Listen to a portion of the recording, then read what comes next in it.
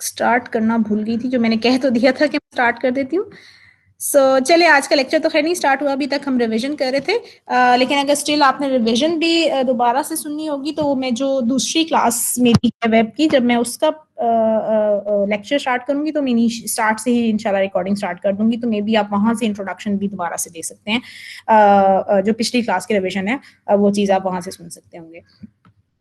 अच्छा, recording start हो चुकी है आई गेस। अच्छा, हम क्या बात कर रहे थे, हम रिवीजन की बात कर रहे थे। हम कह रहे थे कि किस तरह से एक पर्टिकुलर फॉर्मेट के अकॉर्डिंग आप एक कंप्यूटर से दूसरे कंप्यूटर को डेटा ट्रांसमिट करते हैं, और उसकी बहुत ही हाई लेवल एग्जांपल मैंने आपको ये दी थी कि लेट्स से कि हमारे पास एक यूआरएल है और हमारे पास एक आईपी एड्रेस है और हमारे पास एक पोर्ट नंबर है।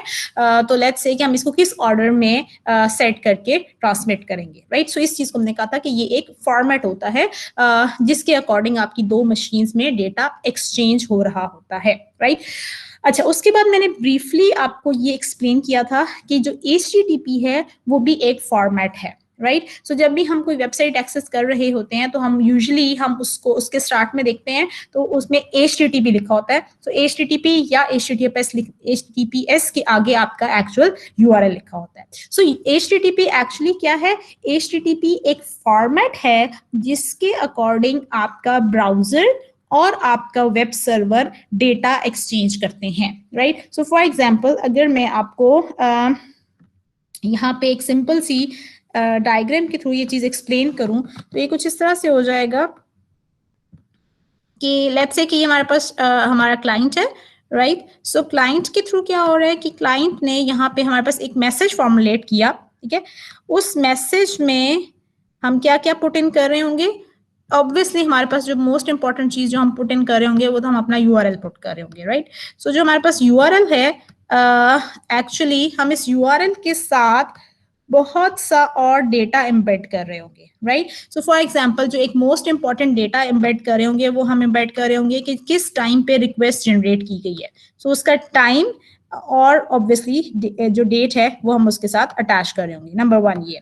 नंबर 2 क्या अटैच करने होंगे? आपको मैंने बताया था कि रिस्पॉन्सिव यूआई पे हमने बात की थी। सो रिस्पॉन्सिव यूआई क्या चीज थी? रिस्पॉन्सिव यूआई ये चीज थी ना कि अगर मैं एक ही वेबसाइट को अपने डेस्कटॉप से एक्सेस करूं या मैं उसे अपने मोबाइल फोन से एक्सेस करूं या मैं उसे अपने टैबलेट से एक्सेस करूं, उस डिवाइस के अकॉर्डिंग ही मेरे पास जो डेटा है, जो वेबसाइट का जो फ्रंट एंड है वो उस डिवाइस के अकॉर्डिंग डिस्प्ले होना चाहिए। सो ये नहीं होना चाहिए कि जो वेबसाइट है वो एक लार्जर स्क्रीन के लिए क्योंकि डिजाइंड है, तो जब हम उसे मोबाइल फोन पे खोलेंगे तो वो बहुत ही मतलब क्लटर्ड किस्म का डेटा नजर आ रहा होगा। ऐसा नहीं होना चाहिए, ठीक है। सो इसका मतलब क्या है कि जब भी हम अपना यूआरएल ट्रांसमिट करेंगे अपने वेब सर्वर को, तो उसके साथ हम जो डेटा ट्रांसमिट कर रहे होंगे उसमें हम क्लाइंट मशीन की कुछ इंफॉर्मेशन भी ट्रांसमिट कर सकते हैं, राइट। इसमें क्या क्या इंक्लूडेड होगा? एक तो ये हो सकता है कि डिवाइस का साइज आप ट्रांसमिट कर दें। दूसरा, एक इंपॉर्टेंट चीज क्या आप ट्रांसमिट कर सकते हैं? आप अपने ब्राउजर का वर्जन ट्रांसमिट कर सकते हैं और ब्राउजर का नाम ट्रांसफर कर सकते हैं। सो फॉर एग्जाम्पल, अगर हम क्रोम पे अपना पेज डिस्प्ले कर रहे हो या हम फायरफॉक्स पे अपना पेज डिस्प्ले कर रहे हो, तो एट टाइम्स ऐसा होता है कि मेजॉरिटी, देखिए इन दोनों ब्राउजर्स की या जितने भी ब्राउजर्स आप नेम कर सकते हैं, इनकी जो मेजॉरिटी फंक्शनैलिटीज हैं वो तो सेम है, लेकिन कुछ माइनर लेवल पे जाके कुछ ऐसी इंप्लीमेंटेशंस होती हैं जो हर ब्राउजर की इंडिपेंडेंट होती हैं, राइट। सो आप क्या होता है कि वेबसाइट्स भी, वेब सर्वर्स भी जब पेजेस रिटर्न करते हैं तो वो पेजेस ब्राउजर की कैपेबिलिटीज के अकॉर्डिंग ट्रांसमिट कर रहे होते हैं, ठीक है सब। सो अगर आपको पता चल जाए एज अ वेब सर्वर, आपको ये चीज पता चल जाए कि आपका पेज जो है वो फायरफॉक्स पे जाके डिस्प्ले होना है और उसके लिए आपको फायरफॉक्स की ये वाली सर्टेन कॉल बैक्स जो हैं वो रिक्वायर्ड होंगी, तो आप, इसका मतलब है कि आप क्या कर रहे होंगे कि आप वेब सर्वर पे क्रोम के परस्पेक्टिव एक डिफरेंट वर्जन रख रहे होंगे, इसी तरह से मोजिला फायरफॉक्स के कॉरेस्पॉन्डिंग आप एक डिफरेंट वर्जन रख रहे होंगे अपने पेजेस का, और इसी तरह से लेट्स से सफारी, ओपरा वगैरह जितने भी वेब सर्वर्स हैं, जितने भी ब्राउजर्स हैं, आप उनके कॉरेस्पॉन्डिंग अगर आपकी डिफरेंट डिस्प्लेस हैं तो ऑब्वियसली आप उनके डिफरेंट वर्जन्स अपने वेब सर्वर्स पे अपने पेजेस का रख रहे होंगे, ठीक है।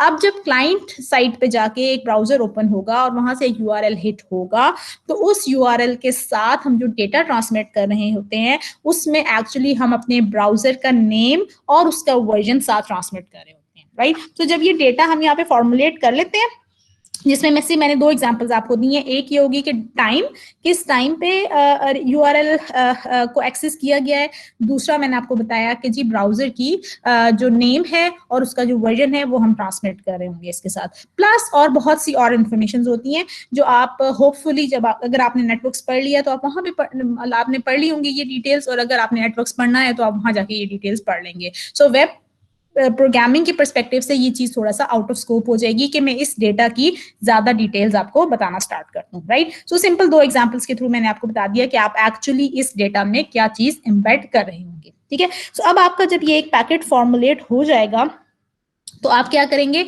आपका ब्राउजर एक्चुअली ये डेटा ट्रांसमिट कर देगा आपके ऑपरेटिंग सिस्टम को, राइट। सो जब आपके पास ये डेटा आपके ऑपरेटिंग सिस्टम के पास आ जाएगा तो फिर ऑपरेटिंग सिस्टम इसके साथ बहुत ज्यादा और डेटा अटैच करेगा, जिसमें से एक चीज क्या होगी, आपका पोर्ट नंबर अटैच होगा, और दूसरी चीज क्या होगी, आपका आईपी एड्रेस अटैच होगा, प्लस बहुत सा और डेटा है जो आपकी ऑपरेटिंग सिस्टम की डिफरेंट उसमें जो कोड की लेयर्स होती हैं वो डेटा अटैच कर रही होती हैं, ठीक है।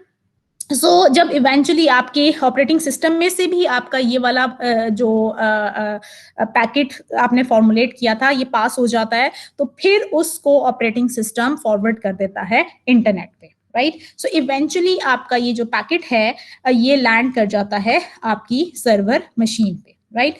सो अब सर्वर मशीन पे भी 2 चीजें हैं, एक ऑब्वियसली हमारा वेब सर्वर है, ठीक है, और दूसरा क्या चीज है, उस मशीन पे जो ऑपरेटिंग सिस्टम रन हो रहा है दूसरा वो चीज है, राइट। सो इवेंचुअली होगा क्या कि आपने जो पैकेट फॉर्मुलेट किया था ना अपने क्लाइंट साइड पे, ये सर्वर को पास होगा, राइट, सॉरी आपके ऑपरेटिंग सिस्टम को पास होगा, और ऑपरेटिंग सिस्टम इसको इंटरनेट के थ्रू इवेंचुअली आपका जो सर्वर है उसके ऑपरेटिंग सिस्टम पे ट्रांसमिट कर देगा, राइट। सो आपके जो सर्वर का ऑपरेटिंग सिस्टम है वो आपके इस पैकेट को इंटरप्रेट करेगा, उसमें से पोर्ट नंबर रिमूव कर देगा, उसमें से आईपी एड्रेस रिमूव कर देगा, और इवेंचुअली एग्जैक्टली यही वाली चीज जो यहाँ पे फॉर्मुलेट हुई है ये वाली एग्जैक्ट चीज आपके वेब सर्वर को रिसीव हो जाएगी, राइट। सो इसका मतलब है कि सेंडिंग साइड पे ऑपरेटिंग सिस्टम ने जो डेटा अटैच किया था, रिसीविंग साइड के ऑपरेटिंग सिस्टम ने वो डेटा डी अटैच कर दिया, ठीक है। और इवेंचुअली जो क्लाइंट ने सिर्फ ये सिंपल सा पैकेट फॉर्मुलेट किया था ना यूआरएल प्लस डेटा वाला,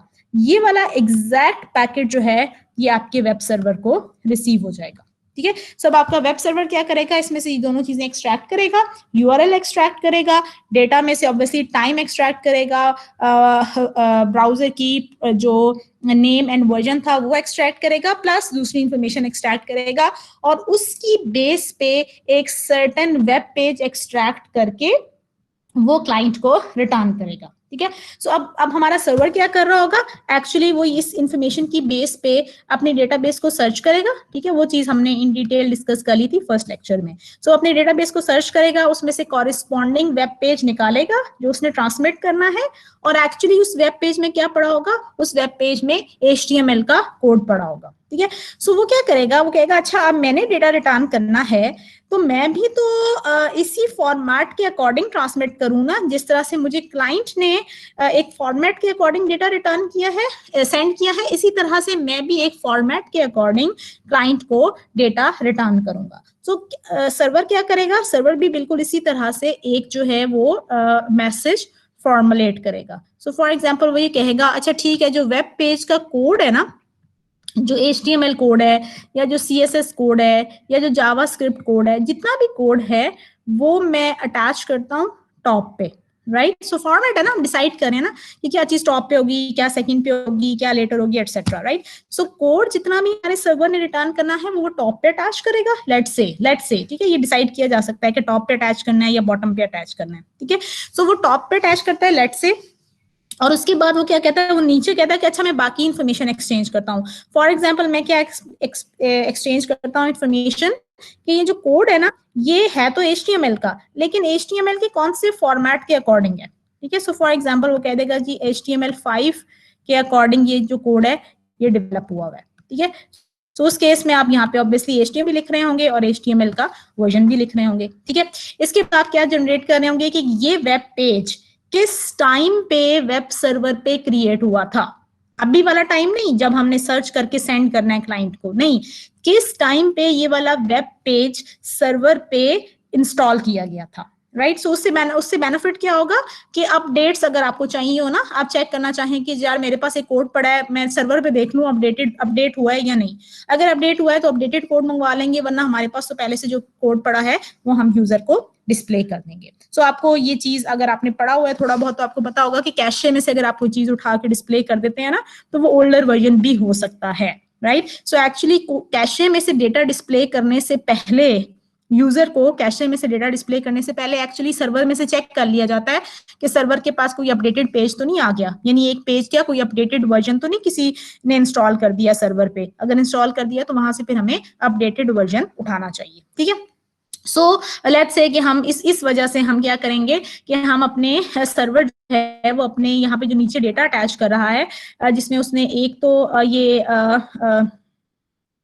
HTML का वर्जन लेट से अटैच किया है, साथ ही दूसरी क्या चीज अटैच कर देगा वो यहाँ पे page creation date and time attach कर देगा, एंड सो ऑन, बहुत सी और डिटेल्स जो कि मैं यहाँ पे अब एक्सप्लेन नहीं करना चाह रही, राइट। सो इसका मतलब है जो हमें ओवरऑल इस पूरी बात से समरी समझ आ रही है वो क्या है कि हमें क्लाइंट ने जब डेटा सेंड किया था तो उसने URL के साथ कुछ एडिशनल डेटा अटैच किया था, और वो एक पैकेट फॉर्म किया था जो उस क्लाइंट ने, यानी इन अदर वर्ड्स उस ब्राउजर ने वो डेटा ऑपरेटिंग सिस्टम को ट्रांसमिट कर दिया था। फिर ऑपरेटिंग सिस्टम ने उसके साथ कुछ और डेटा अटैच किया, जिसमें से 2 एग्जांपल्स हमने क्या ली थी, port number and IP address. So वो पैकेट जब फॉर्मुलेट हो गया तो ऑपरेटिंग सिस्टम ने वो डेटा इंटरनेट के को पास ऑन कर दिया, और इंटरनेट ने इवेंचुअली वो वाला पूरा डेटा सर्वर साइड के ऑपरेटिंग सिस्टम को पास कर दिया। सर्वर साइड के ऑपरेटिंग सिस्टम ने उस डेटा में से पोर्ट नंबर एक्सट्रैक्ट कर लिया, IP एड्रेस रिमूव कर दिया, एंड सो ऑन। जो सारा डेटा ऑपरेटिंग सिस्टम ने अटैच किया था ना सेंडिंग साइड पे, वो रिसीविंग साइड के ऑपरेटिंग सिस्टम का डेटा रिमूव कर दिया, और इवेंचुअली जो वो URL रह गया और प्लस कुछ और इंफॉर्मेशन रह गई, वो वेब सर्वर को पास ऑन कर दी। वेब सर्वर ने उस इंफॉर्मेशन की बेस पे, उस URL की बेस पे अपने वेब पेजेस में से पेज सर्च किया, ठीक है, और वो पेज अब उसने रिटर्न करना है क्लाइंट को। सो उसने क्या किया कि उस पेज का जो कोड था वो अटैच किया, और उस कोड के साथ कुछ और डिटेल्स अटैच की, और उसके बाद ये जो फॉर्मेटेड कोड है, ये जो एक पैकेट फॉर्मुलेट हुआ है, ये पैकेट हमारे वेब सर्वर ने ये पैकेट ऑपरेटिंग सिस्टम को ट्रांसमिट कर दिया, राइट। क्योंकि सर्वर साइड पे काम हो रहा है ना, तो सर्वर साइड पे जो डेटा फॉर्मुलेट हुआ जिसमें कोड भी है प्लस कुछ और डिटेल्स भी हैं, वो सारा डेटा सर्वर साइड के ऑपरेटिंग सिस्टम को ट्रांसमिट हो गया। अब सर्वर साइड के ऑपरेटिंग सिस्टम ने उसके साथ कुछ पोर्ट नंबर अटैच किया, उसके साथ IP एड्रेस अटैच किया, किसका पोर्ट नंबर होगा और किसका IP एड्रेस होगा, जिसको डेटा ट्रांसमिट करना है ना। किसको डेटा ट्रांसमिट करना है, क्लाइंट को डेटा ट्रांसमिट करना है। सो इसका मतलब है क्लाइंट की यानी ब्राउजर की मशीन का IP and port number attach करेगा ऑपरेटिंग सिस्टम, प्लस कुछ और इंफॉर्मेशन अटैच करेगा, और ये वाला पैकेट ट्रांसमिट कर दिया जाएगा इंटरनेट को। सो इंटरनेट से होते होते ये पैकेट इवेंचुअली हमारी क्लाइंट मशीन के ऑपरेटिंग सिस्टम को डिलीवर होगा। क्लाइंट साइड का जो ऑपरेटिंग सिस्टम है वो इस पैकेट में से पोर्ट नंबर एक्सट्रैक्ट कर देगा और IP एड्रेस एक्सट्रैक्ट कर देगा, और बाकी सारी इंफॉर्मेशन जो सर्वर साइड के ऑपरेटिंग सिस्टम ने अटैच की थी उस सारी इंफॉर्मेशन को भी रिमूव कर देगा, ठीक है। और फिर वो जो रिमेनिंग पैकेट होगा वो एक्चुअली ऑपरेटिंग सिस्टम किसको फॉरवर्ड कर देगा, आपके क्लाइंट को फॉरवर्ड कर देगा, ठीक है जी। सो क्लाइंट क्या है, एक्चुअली हमारा ब्राउजर है। सो इसका मतलब है कि इवेंचुअली ब्राउजर के पास कौन सी इंफॉर्मेशन आएगी, एग्जैक्टली ये वाली चीज, ये जो यहाँ पे फॉर्मुलेट की थी, इसमें कोड है और कोड से रिलेटेड कुछ एडिशनल इंफॉर्मेशन है जो बॉटम पे लेट से अटैच्ड है, ठीक है। सो बात समझ आ रही है क्या हो रहा है। बात ये हो रही है कि हमने जो डेटा ट्रांसमिट करना है वो हम रैंडमली नहीं ट्रांसमिट कर सकते, उसका हमें एक फॉर्मेट डिसाइड करना पड़ता है, ठीक है। सो क्लाइंट और वेब सर्वर के दरमियान में जो फॉर्मेट डिसाइडेड है, जिसके अकॉर्डिंग पूरी दुनिया की वेबसाइट्स काम कर रही हैं, जिस फॉर्मेट के अकॉर्डिंग, उस फॉर्मेट को हम कह रहे हैं HTTP, राइट। और अगर आपने वही डेटा एक्सचेंज करना है विद सिक्योरिटी, राइट, यानी आप जो यहाँ पे ये कोड अटैच करें ना, चाहें ये कोड भी फॉर्मेटेड हो, लेट से सॉरी इनक्रिप्टेड हो, और हम यहाँ से जो URL एंड डेटा ट्रांसमिट कर रहे थे ये भी इनक्रिप्टेड हो, तो इसका मतलब है कि हमें HTTP नहीं, हमें HTTPS रिक्वायर्ड हो सकता है अगर हमको कुछ भी डेटा जो है वो इनक्रिप्ट करके सिक्योरली ट्रांसमिट करना चाहते हैं, राइट। सो ये जो फॉर्मेट है जिसके अकॉर्डिंग एक्चुअली डेटा एक्सचेंज होता है क्लाइंट एंड सर्वर के दरमियान में, उसको हम क्या कह रहे होते हैं, उसको हम कह रहे होते हैं HTTP, या अगर थोड़ा सा दूसरी टेक्निकल टर्म एक और यूज की जाए तो हम इसको कहते हैं प्रोटोकॉल। यानी फॉर्मेट को भी हम एग्जैक्ट अगर टेक्निकल नाम दें तो फॉर्मेट नहीं हम कह रहे होंगे, हम क्या कह रहे होंगे, हम कह रहे होंगे प्रोटोकॉल। तो क्लाइंट और सर्वर जब डेटा एक्सचेंज करते हैं तो वो एक स्पेसिफिक फॉर्मेट के अकॉर्डिंग एक्सचेंज करते हैं, और उस फॉर्मेट को हम टेक्निकल टर्म्स में प्रोटोकॉल कहते हैं, ठीक है। सो अगर मैं ये अब स्टेट करूं कि client and server HTTP protocol के अकॉर्डिंग डेटा ट्रांसमिट कर एक्सचेंज करते हैं, ट्रांसमिट भी नहीं कहना चाहिए, एक्सचेंज कहना चाहिए। सो ब्राउजर और वेब सर्वर HTTP प्रोटोकॉल के अकॉर्डिंग डेटा एक्सचेंज करते हैं। तो ये स्टेटमेंट आपको अब क्लियर होनी चाहिए कि इसका एक्चुअली बिहाइंड द सीन्स क्या मीनिंग है। क्लियर? तो यहां तक अगर कोई क्वेश्चन है तो प्लीज पूछ लें।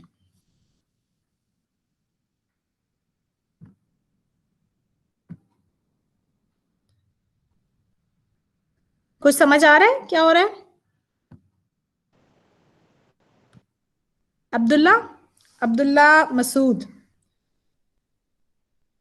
लेट्स सी ना कि कितने लोग क्लास ऑनलाइन करके सो गए हैं, चेक करते हैं थोड़ा सा।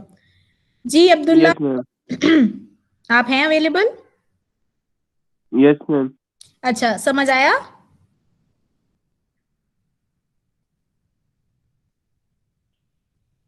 Yes ma'am. ठीक है। सो HTTP क्या है?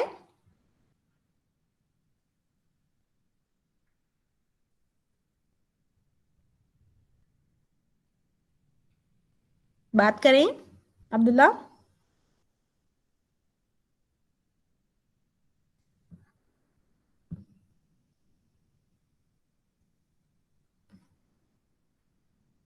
कहाँ चले गए? हेलो अब्दुल्ला, परेशान हो गए हैं कि HTTP क्यों नहीं बताना, मैंने नाराज हो गए हैं कि HTTP नहीं बताना। अच्छा जी, चलें। सो एटलीस्ट प्रेजेंट तो थे ना। सो वापस चलते हैं। सो आई होप कि यहाँ तक अब आपको बात समझ आ गई होगी कि एक्चुअली HTTP और HTTPS क्या चीज़ है, राइट। सो अब अगर आप मैं कोशिश करूंगी किसी क्लास में मैं आपको थोड़ा सा HTTP का कोई पैकेट जो है वो ओपन करके भी एक दफ़ा दिखा दूं। सो एक्चुअली जो अभी तक अंडरस्टैंडिंग होनी चाहिए आपको वो ये है कि जब भी हमारे क्लाइंट पे एक डेटा रिसीव होगा जो हमारे सर्वर की तरफ से आएगा तो उसमें दो चीज़ें होंगी। एक तो हमारा HTML का कोड होगा, ठीक है। सो HTML का कोड भी हो सकता है ऑब्वियसली, उसमें हमारा CSS का कोड भी हो सकता है और उसमें हमारा जावास्क्रिप्ट का भी कोड हो सकता है, ठीक है, एंड सो ऑन। जो भी हम जितनी भी टेक्नोलॉजीज पढ़ेंगे उनसे रिलेटेड हमारे पास जो डेटा है, एक एक वो एक एक्सप्लिसिटली वो कोड होगा जो किसी डेवलपर ने कोड करके वेब सर्वर पे वो पेज प्लेस किया होगा। नंबर वन ये चीज है। और दूसरी चीज क्या अटैच्ड होगी? ऑब्वियसली उसके साथ कुछ डेटा अटैच्ड होगा जो किसके अकॉर्डिंग होगा, जो हमारा HTTP के अकॉर्डिंग होगा, ठीक है। सो अब मैं फॉर्मेट का लफ्ज नहीं यूज कर रही, अब मैं प्रोटोकॉल का लफ्ज यूज कर रही हूँ। सो ऑब्वियसली जब हमारे ब्राउजर को डेटा रिसीव होगा उसमें दो चीजें होंगी। एक चीज क्या होगी? HTML का कोड, और दूसरी चीज क्या होगी? हमारा HTTP का डेटा, ठीक है। सो हमारा ब्राउजर एक्चुअली क्या करेगा? HTTP के डेटा के अकॉर्डिंग कुछ सेटिंग्स करेगा, ठीक है, और उसके बाद अपना HTML का कोड एक्सट्रैक्ट करके उसको डिस्प्ले करेगा, ठीक है। सो ये ओवरऑल चीज बिल्कुल क्लियर होनी चाहिए। क्लाइंट सर्वर आर्किटेक्चर क्लियर होना चाहिए, DNS का सिस्टम, डिस्ट्रीब्यूटेड सिस्टम्स क्लियर होने चाहिए, उसके बाद प्रोटोकॉल जिसके अकॉर्डिंग डेटा एक्सचेंज होता है वो क्या होता है वो क्लियर होना चाहिए, और इसके बाद ये चीज इवेंचुअली क्लियर होनी चाहिए कि हमारे वेब ब्राउजर के पास जो चीज आती है उसमें HTML एंड HTTP दोनों से रेलेवेंट चीजें होती हैं। हमारा ब्राउजर HTTP के अकॉर्डिंग कुछ सेटिंग्स करता है, कुछ बैकएंड की फंक्शनलिटीज परफॉर्म कर रहा होता है, और इवेंचुअली HTML का कोड एक्सट्रैक्ट करके उसे डिस्प्ले कर रहा होता है, राइट। सो ये चीज बिल्कुल क्लियर कट होनी चाहिए कि हम ओवरऑल कहाँ पे फंक्शन कर रहे हैं और हमारा जो कोड डिस्प्ले हो रहा है वो एक्चुअली कहाँ से आ रहा है और किस किस तरह से वो ये सारी चीज रिजॉल्व हो रही है, राइट। अच्छा, सो इसके बाद अब हम थोड़ा आ जाते हैं अपनी इम्प्लीमेंटेशन की तरफ। सो यहाँ तक आई गेस कि थ्योरेटिकल एस्पेक्ट्स जो हमने कवर करने थे वो वैसे भी हम थोड़ा बहुत साथ साथ करते रहेंगे कोडिंग के, लेकिन वो जो बिल्कुल एक बेस फॉर्मुलेट करनी थी ना कि कहाँ पे हमने हवा में नहीं कोड करना, एक्चुअली चीजें कैसे रिजॉल्व होती हैं, वो चीज आई गेस कि मैंने इनफ कवर कर ली है। अब हम आते हैं अपने एक्चुअल इम्प्लीमेंटेशन की तरफ कि हम किस तरह से काम किया करेंगे और हम क्या कोड किया करेंगे एटसेट्रा। सो जो फर्स्ट चीज है जो आपको इंस्टॉल कर लेनी है वो है जी VS कोड, ठीक है, विजुअल स्टूडियो कोड उसको कहते हैं या VS कोड कह लेते हैं, राइट। सो VS कोड एक्चुअली आपने इंस्टॉल कर लेना है।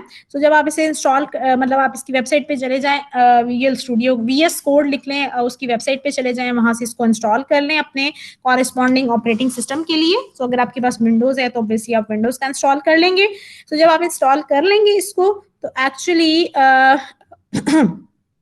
इंस्टॉल कर लेने के बाद जब आप इसे ओपन करेंगे तो मोर और लेस आपके पास ये वाली विंडो डिस्प्ले हो जाएगी, राइट। अब आपने नेक्स्ट काम क्या करना है, आपने इसकी 2 एक्सटेंशंस इंस्टॉल कर लेनी है। तो एक्सटेंशंस कैसे इंस्टॉल करते हैं और वो कौन सी होंगी वो हम यहाँ से देखेंगे। सो अगर आपको डिस्प्ले हो रहा हो तो यहाँ पे हमारे पास ये एक्सटेंशंस का एक टैब है, हम इसे क्लिक करेंगे।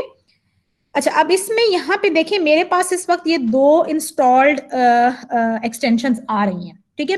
जब आप ओपन करेंगे और फर्स्ट टाइम इसे इंस्टॉल करेंगे तो आपके पास ये दोनों इंस्टॉल्ड एक्सटेंशंस भी नहीं आ रही होंगी, ठीक है। सो आपने एक्चुअली क्या करना है, इन्हीं दोनों को इंस्टॉल करना है। सो पहले आप क्या करेंगे, ये देखें यहाँ पे लिखा हुआ है prettier dash code formatter. So basically हम एक कोड, क्योंकि ये जो चीज है ना VS कोड, ये कोई IDE नहीं है। IDE क्या होता है, इंटीग्रेटेड डेवलपमेंट एनवायरनमेंट। तो ऐसा नहीं है कि इसमें आप जो है वो ASP.NET का पूरा एक सेटअप है आपके पास इसमें और आप इसे रन करेंगे और चीजें चलना शुरू हो जाएंगी।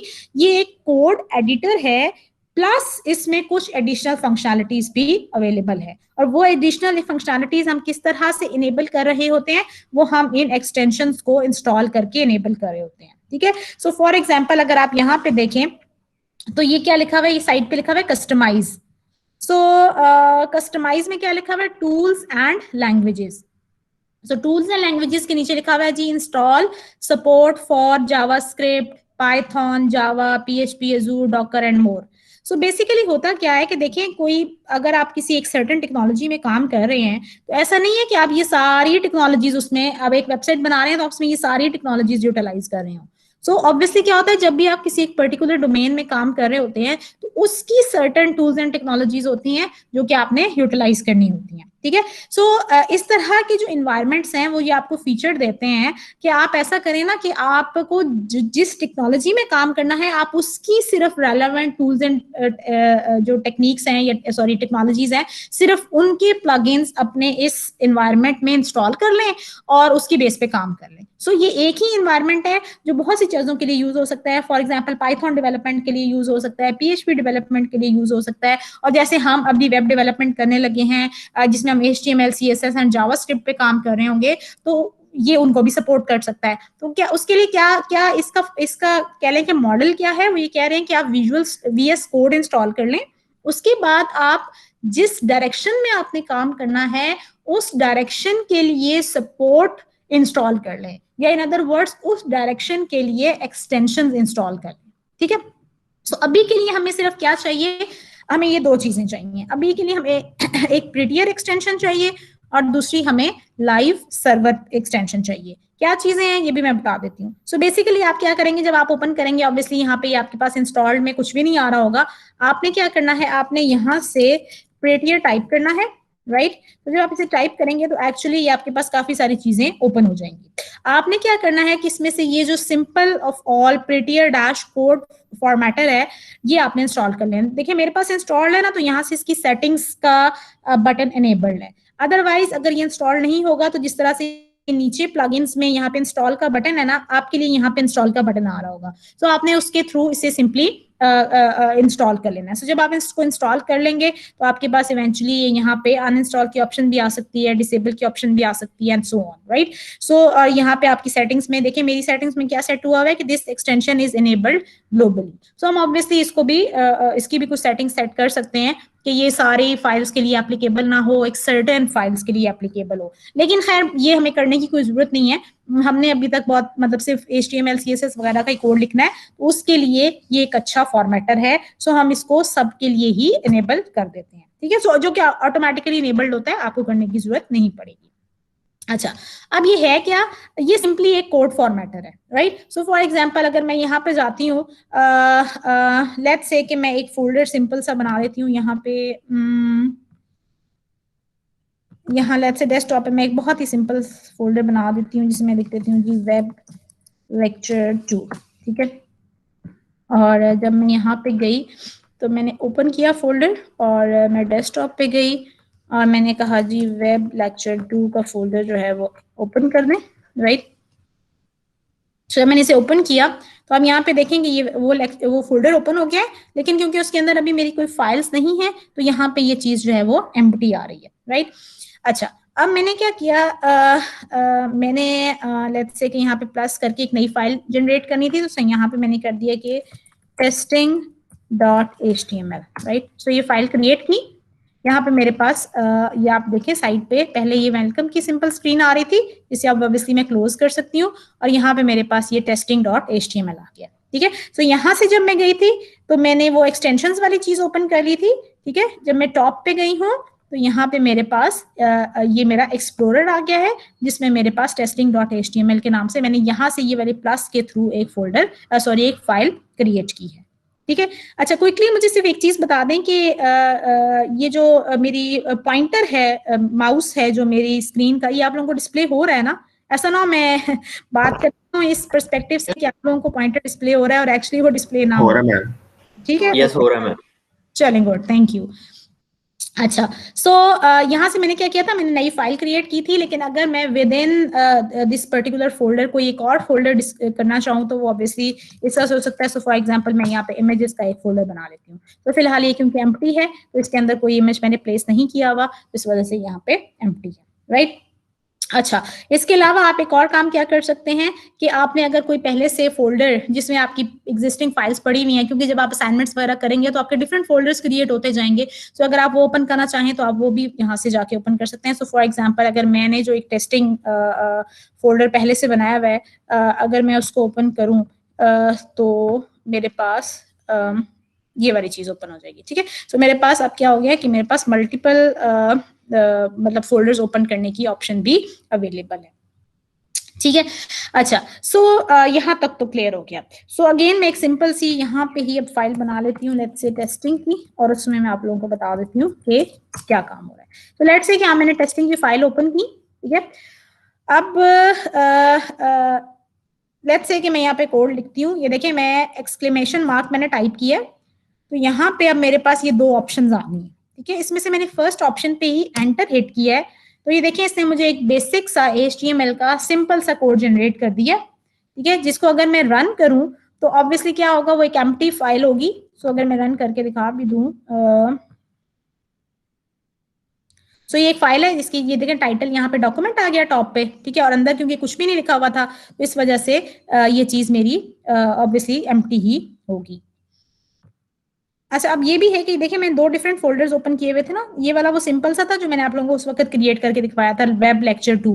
तो इसका क्या हुआ, इसने एक सेपरेट विंडो में इसको ओपन किया है, और ये जो मैंने अभी ओपन किया इसको इसने सेपरेट विंडो में ओपन कर दिया। तो इसका मतलब है कि आप मल्टीपल जब आप असाइनमेंट्स वगैरह खोलेंगे तो आप मल्टीपल विंडोज इस तरह से ओपन फोल्डर के थ्रू ओपन कर सकते हैं, ठीक हो गया। अच्छा, अब पॉइंट क्या है कि वो जो हम प्रिटियर वाला कोड फॉर्मेटर देख रहे थे, तो देखिए यहाँ पे ये कोड ऑटोमेटिकली फॉर्मेट हो गया है। सो फॉर एग्जांपल अगर मैं यहाँ पे करूँ कि जी मैं एक पैराग्राफ ऐड कर रही हूँ, ठीक है, और मैं एक पैराग्राफ ऐड कर रही हूँ, और तो ये देखें मैंने कहाँ पे ऐड किया था, मैंने नीचे जाके ऐड किया था, ठीक है। सो फॉर एग्जांपल मैं हेडिंग 1 ऐड कर रही हूँ और यहाँ पे मैं कुछ लिख रही हूँ, ठीक है। अब जैसे ही मैंने सेव प्रेस किया तो ये देखिए कोड ऑटोमेटिकली फॉर्मेट हो गया। सो ये अभी तो मैं बहुत सिंपल सी एग्जांपल ले रही हूँ ना। सो अगर मैं कुछ इस तरह से कर दूं कि H2 मैंने यहाँ लिखा और ये कहीं यहाँ पे जाके मैंने इसको टैब प्रेस करके मैं यहाँ पहुंच गई और ये किया, और उसके बाद जैसे ही मैंने सेव प्रेस किया तो ऑटो कंट्रोल एस प्रेस किया तो ये देखिए ऑटोमेटिकली इसने वो चीजें उठा के फॉर्मेट कर दी हैं। ये आपको कब बेनिफिट होगा? दो जगह पे आपको बेनिफिट होगा। एक तो जब आप खुद कोड लिख रहे होंगे और बहुत ज्यादा नेस्टेड किस्म की आपकी फॉर्मेट मतलब वो हो जाएंगे, क्या कहते हैं उसको, टैग्स हो जाएंगे। सो फॉर एग्जांपल अगर मैं इसके अंदर एक और टैग लगा दूं और फिर इसके अंदर मैं यहाँ पे जाके एक div लगा दूं और ये चीज होगी, ठीक है, ये थोड़ा सा फॉर्मेट खराब हो गया। जैसे ही मैंने सेव प्रेस किया तो एक्चुअली क्योंकि ये मैंने ऑलरेडी उसको टैप प्रेस करके सेव कर दिया हुआ था, इस वजह से वो शायद उसने उसको इतना ज्यादा क्लियरली फॉर्मेट नहीं किया। सो लेट्स से ये है, तो मैंने जब सेव प्रेस किया तो एक्चुअली क्या हुआ कि एक्चुअली ये कर इसलिए नहीं रहा क्योंकि मैंने पहले ही फॉर्मेटेड फॉर्म में ये सारा कोड लिखा हुआ है। तो अगर मैं इसकी कोई फॉर्मेटिंग खराब करूंगी तो ऑब्वियसली वो उस चीज को उठा के, जैसे मैंने आपको पहले डिस्प्ले किया है, वो उसको उठा के फॉर्मेट कर देगा, ठीक है। अच्छा, इस चीज को मैंने इनेबल कैसे किया है? मैंने स्टेप नंबर 1 क्या किया, यहाँ से जाके ये जो प्रिटियर कोड फॉर्मेटर है इसको इंस्टॉल किया, वो मैंने आपको ऑलरेडी बता दिया। अच्छा, इसको इंस्टॉल कर लेने के बाद मैं टॉप पे गई, यहाँ पे मेरे पास व्यू की ऑप्शन है, ठीक है। सो व्यू की ऑप्शन में मेरे पास कमांड पैलेट है। सो मैंने जब कमांड पैलेट को क्लिक किया तो यहाँ पे मेरे पास ये टॉप पे ये आपको सर्च सॉर्ट ऑफ चीज डिस्प्ले हो रही होगी, ये डिस्प्ले हो गई है। और ये देखें, ये ओपन यूजर प्रेफरेंसेस यहाँ पे डिस्प्ले हो रहा है। ये क्यों डिस्प्ले हो रहा है? क्योंकि मैं इसको यूज करती रहती हूँ, तो रिसेंटली यूज्ड में ये चीज आ रही है, ठीक है। आपके पास ये नहीं आ रही होगी अगर आप फर्स्ट टाइम काम कर रहे हैं, तो आप सिंपली यहाँ पे टाइप करेंगे यूजर सेटिंग्स, तो ये आपके पास ये चीज इनेबल हो जाएगी, मतलब डिस्प्ले हो जाएगी आपको टॉप पे। तो आप जब आप इसको क्लिक करेंगे तो आपके पास ये आपकी सेटिंग्स ओपन हो जाएंगी। ये देखिए सेटिंग्स का टैब उसने अलग से ओपन कर दिया। सो जब यहाँ पे टैब मतलब ये टैग ओपन हो जाएगा तो आपने यहाँ से सर्च कर लेना है फॉर्मेट ऑन सेव, ठीक है। सो फॉर्मेट ऑन सेव जब आप टाइप करेंगे तो यहाँ पे बहुत सारी और ऑप्शंस के साथ साथ यहाँ पे आपके पास ये टॉप पे एडिटर की फॉर्मेट ऑन सेव की सेटिंग ओपन हो जाएगी। ये डिसेबल्ड होगी, आपने इसको एक्चुअली यहाँ से इनेबल कर देना, राइट। सो स्टेप नंबर 1 ये है। इसके बाद यूजुअली तो चल जाना चाहिए था, फॉर्मेटिंग हो जानी चाहिए, ठीक है। लेकिन एट टाइम्स ऐसा होता है कि इसके कुछ वर्जन्स हैं VS कोड के जिनमें एक छोटा सा बग है। उस बग को सॉल्व करने के लिए क्या होता है कि हम यहाँ पे ये चीज इनेबल कर देते हैं, जो भी मैंने आपको दिखाई थी, फॉर्मेट ऑन सेव की ऑप्शन इनेबल कर देते हैं। और उसके बाद आप क्या कर देते हैं, आप लिखते हैं जी डिफॉल्ट फॉर्मेटर। तो जब आप ये लिखते हैं तो अगेन आपके पास ये टॉप पे ये वाली सेटिंग आ जाती है। और जो बग है वो क्या है कि वो यहाँ से ना नल सेलेक्ट हुआ हुआ होता है। अब नहीं बग है या नहीं, लेकिन बहरहाल यहाँ पे नल सेलेक्ट हुआ हुआ होता है। तो जब यहाँ पे नल होता है तो एक्चुअली वो कोई भी फॉर्मेटर नहीं उठा रहा होता, जिसकी वजह से एक्चुअली वो आपके कोड को फॉर्मेट नहीं कर रहा होता, राइट। सो एक्चुअली आपने क्या सिलेक्ट करना है, अगर यहाँ पे नल सेलेक्ट हुआ हुआ होगा तो आपने ये देखिए MS VS कोड ये सॉरी ये है ESBNP वटेवर जो भी है, इसके आगे क्या है जी, prettier dash Visual Studio Code. So actually आपने ये वाली चीज यहाँ से सिलेक्ट कर देनी है। सो जब आप ये चीज सिलेक्ट कर देंगे तो आपका ऑटोमेटिकली जो कोड फॉर्मेटर है वो इनेबल हो जाएगा। अच्छा, बेनिफिट मैं बता रही थी, एक तो मैंने सिंपल थोड़ा सा करके यहाँ पे आपको दिखाया, वो ऑब्वियसली क्योंकि मैं ऑलरेडी बहुत थोड़ा सा कोड लिख रही हूँ और वो फॉर्मेटेड है तो उसको कोई बहुत ज्यादा डिफरेंस क्रिएट नहीं कर रहा। लाइक फॉर एग्जांपल आप कोई कोड बहुत नेस्टेड लेवल पे जाके, यानी नेस्टेड का क्या मतलब है कि जैसे अभी मैंने यहाँ पे किया कि बॉडी के अंदर एक पैराग्राफ है, पैराग्राफ के अंदर एक डिव है, लेट्स से डिव के अंदर हम मल्टीपल डिव्स लगा देते हैं और उनमें से किसी एक डिव में आपने नेट से कोई एक पीस ऑफ कोड देखा जो कि आपको लग रहा है कि ये आपकी फंक्शनलिटी को अचीव कर रहा होगा, कि लेट्स से कि आपने एक इमेज डिस्प्ले करना है एक सर्टेन डायरेक्शन में, ठीक है, सो थोड़ा टिल्टेड डिस्प्ले करना है, तो इसके लिए आपने कुछ सर्च किया, आपको कुछ कोड मिला और आपने उस नेस्टेड जगह पे जाके पेस्ट किया। तो जब आप वहां पे वो पेस्ट करेंगे ना वो कोड, तो वैसे तो वो बहुत क्लटर्ड हो जाएगा, लेकिन जैसे ही आप से कंट्रोल S प्रेस करेंगे तो ऑटोमेटिकली ये फॉर्मेटर जो है ये आपके सारे कोड को बिल्कुल उसी हायरार्की में फॉर्मेट कर देगा जिस हायरार्की में आप एक्चुअली कोड सेव करना चाहते हैं, ठीक है। सो जिस हायरार्की में एक्चुअली आपका कोड है इसको ऑटोमेटिकली फॉर्मेट कर देगा। सो पहला बेनिफिट तो ये है कि कोड को मैनेज करना कंपैरेटिवली आसान हो जाएगा, ठीक है। सो उसको फॉर्मेट नहीं करना पड़ेगा खुद से, वो टैग्स लगा के। मुझे थोड़ी सी आदत है, इसी वजह से मैंने जैसे ही वो अगला P ऐड किया तो मैंने वो टैब प्रेस कर दिया तो वो खुद ही आगे चला गया, राइट। सो अदरवाइज जब आप बहुत ज्यादा नेस्टेड लेवल पे जाते हैं ना तो वहां पे फॉर्मेटिंग बड़ी मतलब बहुत बहुत प्रॉब्लम करती है। सो सबसे पहले आप क्या काम करें, अपना कोड फॉर्मेटर इंस्टॉल करें, ठीक है। अच्छा, अब मैं आपको दूसरी चीज डिस्प्ले करती हूँ। सो लेट्स से कि जो मैंने अभी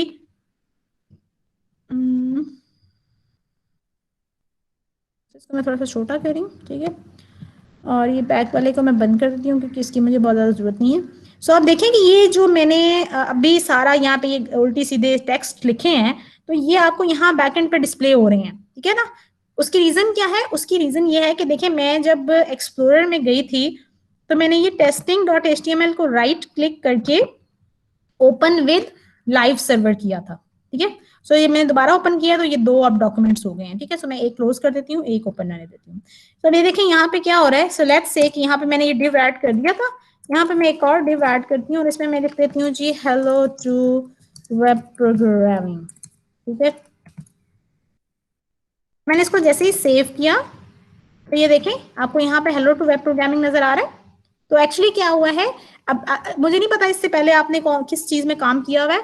सो होता ये था कि आप लोग किसी भी एडिटर में कोड लिखते थे HTML का, आप उसे सेव करते थे और फिर क्या करते थे, वो किसी पर्टिकुलर HTML फाइल में सेव करते थे और फिर वो वाली फाइल को जाके ब्राउजर में ओपन करते थे। और एट टाइम ये होता था कि आप जब बैकएंड पे फाइल में कोड चेंज करते थे तो आपको खुद से जाके रिफ्रेश करना पड़ता था पेज। उससे क्या होता था कि आपने जो चेंजेस की थी कोड में, वो चेंजेस आपके पेज पे डिस्प्ले होना शुरू हो जाती थी, ठीक है। यहाँ पे क्या फैसिलिटी है हमारे पास VS कोड में अवेलेबल क्या है कि आप एक्सटेंशंस में जाएं, एक्सटेंशन में से जाके आप लाइव सर्वर इंस्टॉल कर लें।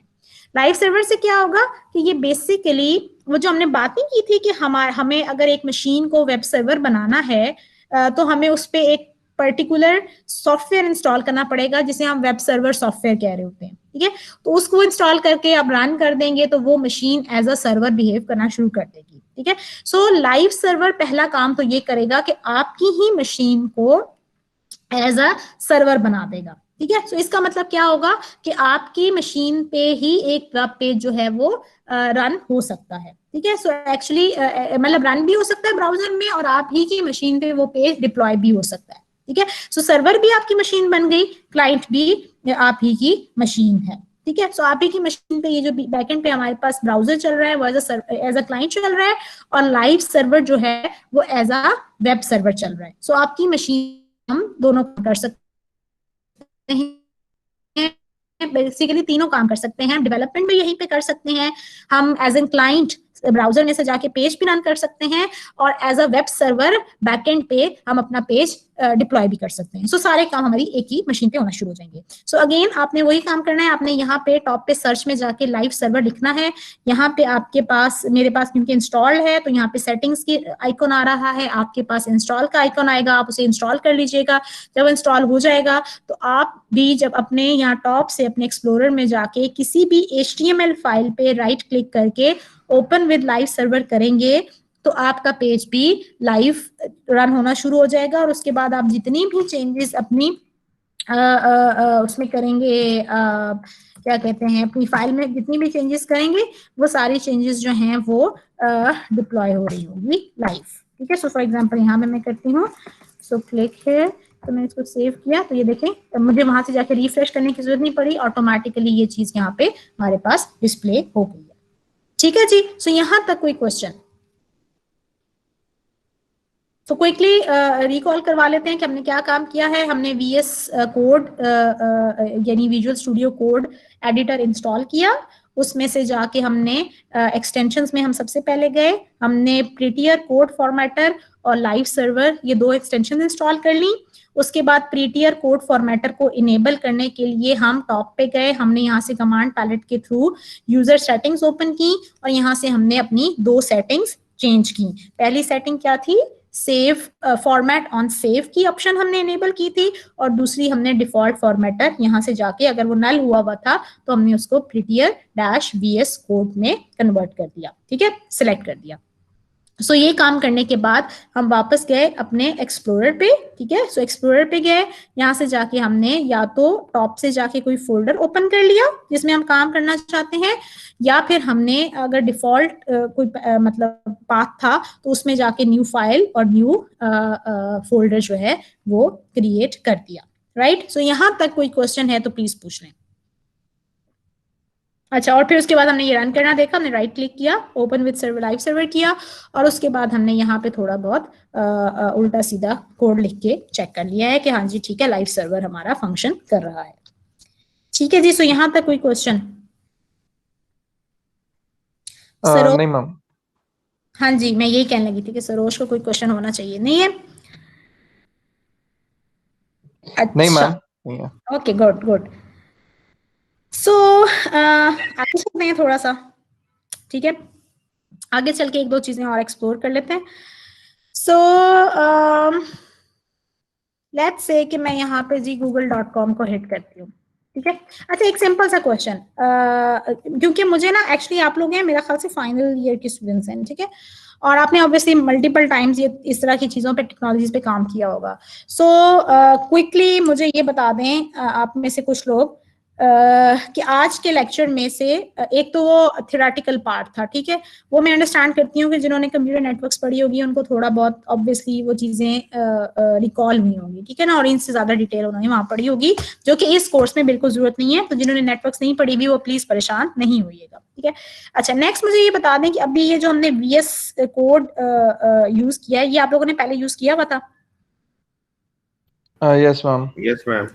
ठीक है, गुड, यस मैम। ओके, ठीक है, गुड। सो इसके और कोई एक्सटेंशन जो आप लोगों ने यूज की हो? फ्लटर यूज किए मैम, फ्लटर के लिए यूज किया अच्छा, था सॉरी समझ नहीं आई, दोबारा बोले। मैम, फ्लटर के लिए यूज किया था। इसकी दूसरी एक्सटेंशन डार्ट इस्तेमाल किए। सही है, ठीक है, ओके, गुड। सो और लाइव सर्वर पे भी काम ऑब्वियसली किया हुआ होगा, ठीक है?